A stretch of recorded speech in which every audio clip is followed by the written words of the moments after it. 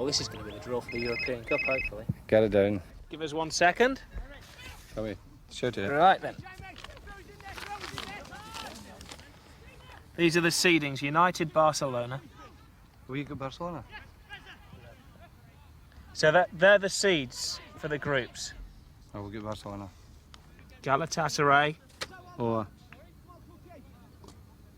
Azania Began. Fourth team will be IFK Gothenburg. Yep. Of Sweden, or Sparta Prague of Czechoslovakia. that was a hard hoop. Okay. Hey.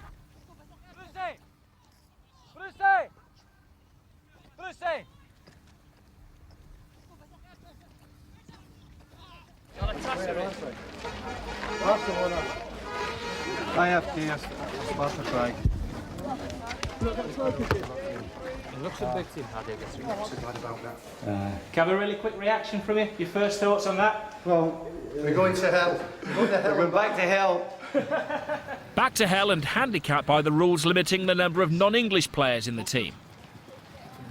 Well, we had the problem of international status at the time. We were limited to 5 players. And this included Irish, Welsh and Scots. You look at the players we had, it was me, I think, obviously Sparky, there was Schmeichel, Cantona, Kanchelskis, Dennis. There were so many players who were classed as foreigners, and it was unfair on the team, I think. We couldn't play the team that had won the championship. I know we're maybe a bit short on English players. That'll take time for the young players to integrate into the present first team squad, and we hope that like Nicky Butt and Simon Davies and Paul Scholes and the Nevilles and Chris Casper and that type of thing will give us that backup this season. That's my intention, to push them through.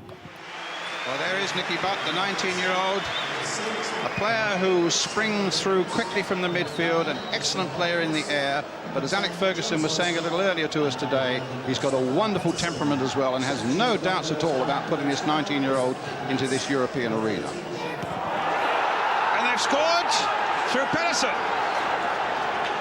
Bruce again, turning it in, and Hughes is onside. Giggs has made it 1-1. Floated high again. Alistair's up there. Kanchelskis driving it through. Andrei Kanchelskis. There's Nielsen. Oh, it's gone in. It's gone in off Wren. Plays it for Ince. Another long-range shot and a great one. Giggs again. Oh, he's put a good ball in again. It's another one. It's sharp. It's 4-2. A good start against Gothenburg at home, but then on to Istanbul. The same fire and brimstone greeted the players, but hell was less daunting this time. It was a question of not losing the game or losing their heads. Discipline was paramount, but the players stuck together, taking the point, and with it, pole position in the group. Fantastic the fans, for getting behind their team.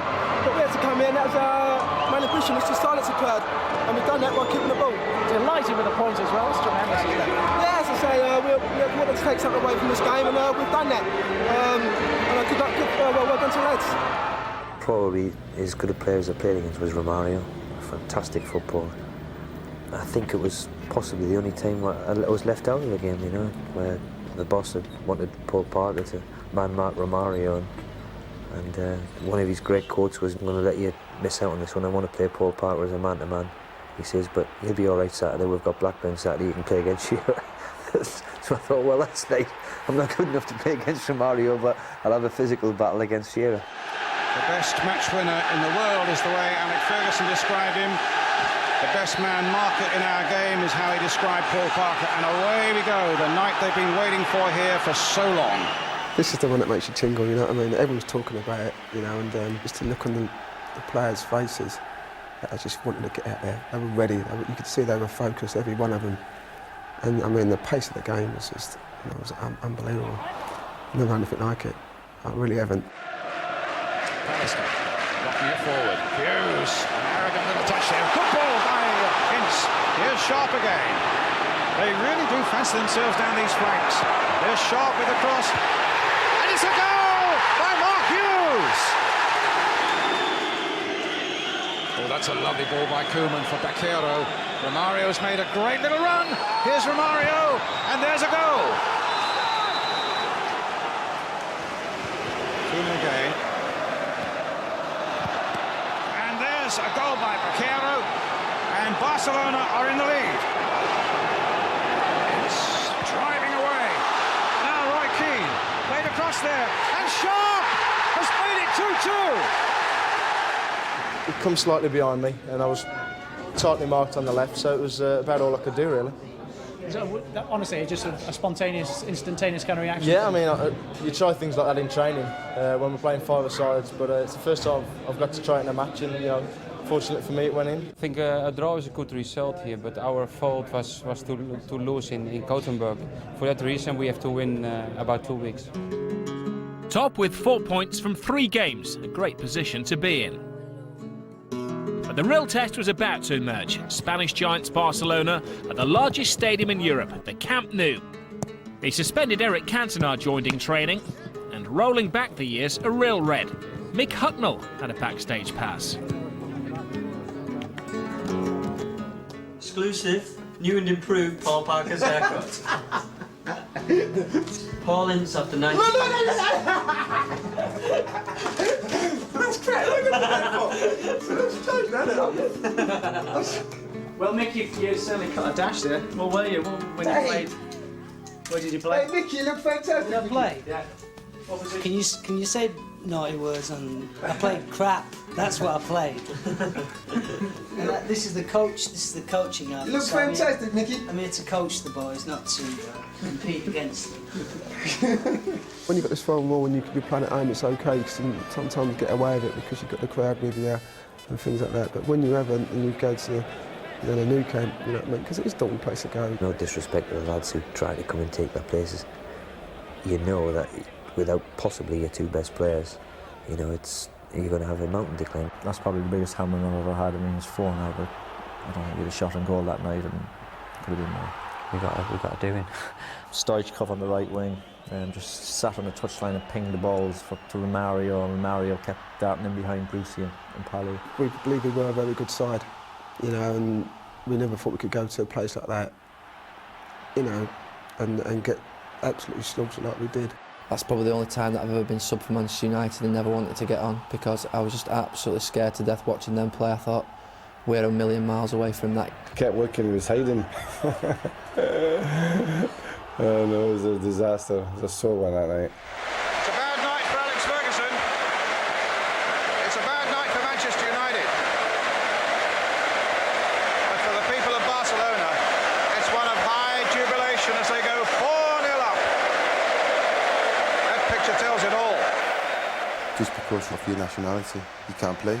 And that was very painful. It was very painful to sit at the new camp and watch the team got beat 4-0. I think that actually night probably made up the manager's mind to maybe dispense with some of that team and bring through the young lads, because he saw that he wasn't probably going to get where he wanted to be in Europe with that team.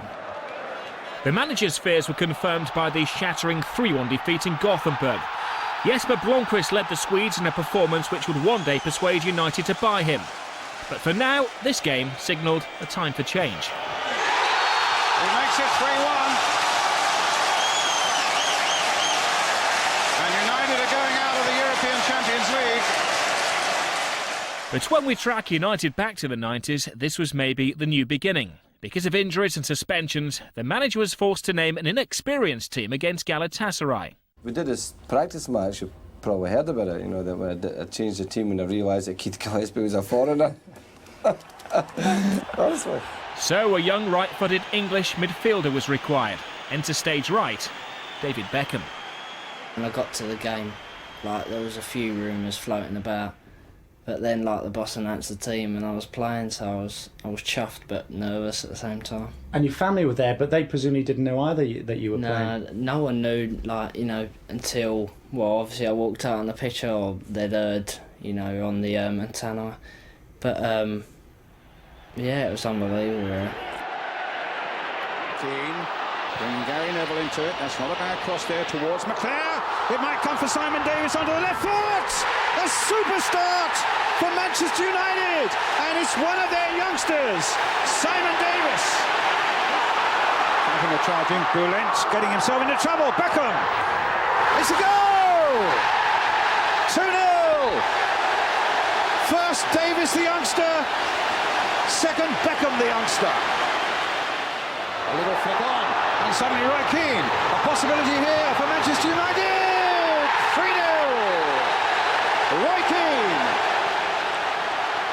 Cantona goes into overdrive. Into the box, looks up, sees Roy Keane, and Bulent! An own goal! A few of my mates in London turn around to me and say I'm lucky and that. I know I'm lucky, but you know, you have to give up a lot of things, and like, I was prepared to do that, to get what I want, and hopefully I do get what I want. I think if we were given an opportunity to put our best team in Europe every week, you know, it would have given us a better chance. There's no doubt about that. And I thought that was the only thing really missing. You know, we won the league, we won the FA Cup, League Cup, Captain's Cup, and I thought we were capable, and we should have really won the European Cup, and that was a disappointing thing for me. If I really be honest, we always disappoint. We always seem to get Poland or Russia or Spartak Moscow or Galatasaray. We didn't really have. We had Barcelona once, I think, but we didn't really have a big glamour one in Italy or Spain or Germany or anything like that, did we? Volgograd, remember that one? The trip to Rota Volgograd came as a result of missing out on the title in England. No championship, no Champions League. The UEFA Cup destination was depressing. To this day, that was the worst place that I've ever been to in terms of hotel, in terms of poverty. And I remember we got to the hotel and we got in these rooms, and you know, I suppose you can say we're snobs. I wasn't at the time. I'd not been away with the team, so I wasn't aware of it. And everybody just walked out into the corridor and just said, you know, sure, this is not our hotel. You know, you're talking about tea towels. Pally and Brucey couldn't even fit in the beds. The lads woke up the morning after and they were being bitten by I don't know whatever during the night. It was a real mess. 0-0 in Russia, and thankful to get home safely. But they were to lose the tie on away goals at Old Trafford. The only consolation, the preservation of the European unbeaten home record, with a goal from an unlikely source. Schmeichel! He's claimed the goal!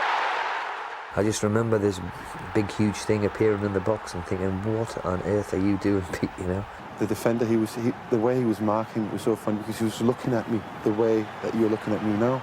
So all you had to do was one dummy and I was passing, and he had to turn to come after me, and the ball was just there. He's a big, huge lump of a man, isn't he? And to be fair to him, he could play and all. To score a goal, as you can imagine, we never heard the last of it for months, maybe years.